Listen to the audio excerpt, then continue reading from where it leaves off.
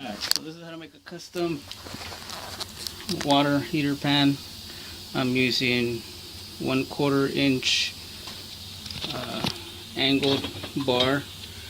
Do your measurements, drill your holes, cut your angles.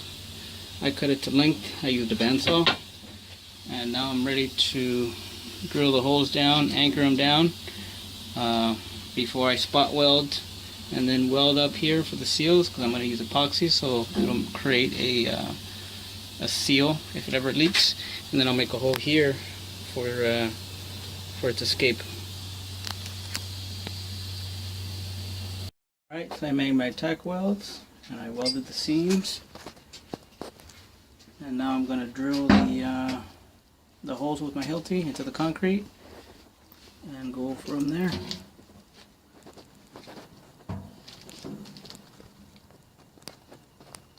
Okay, so the anchors are in. I use a 1/4 inch anchor. Doesn't matter the length. As you can see, that's all they had. All I had to do is just cut off the head. That's just putting the washer and the nut on top as you hit the hammer into the anchor, so that way it doesn't. It's easier when it goes. It doesn't mess up the thread, so then the nut doesn't go in after. So do that beforehand. You hit it with the hammer. If it gets stuck, use some vice grips, channel locks to hold it tight, and I was able to do all these with no problem except for 2, but I got it with some vice grips, so they're all good. So I'm just kind of cut the heads off, and then I'll put the epoxy. I cut the heads off. I clean the cement and the metal, and I'm ready for paint. Epoxy, or actually for epoxy, what I'm using is this. I got this at Home Depot for a little under 40 bucks, a gallon. I got 2 just in case. Let's see how it turns out. I just ended up just pouring the whole 1 gallon in here, and it's pretty thick. So I'll let this sit. It's gonna cure. I don't know how long it's gonna cure because I got about 1/4 inch thick. So I'm assuming about a half a day or a day. So we'll let this sit and come back. Alright, so this is how it came out. Had a little bit of trouble because we had the AC on. I didn't have a bag on this, so we had or actually I had a bag, but I didn't empty it, so the bag got heavy and water dripped all onto this, and I had to soak up the water and had to let it dry. So just keep in mind to either bag it and replace it if you're gonna have the AC on, or don't have anything on. I had to end up using a long PVC pipe, 3 inch, and it just had to divert the water out to away from here.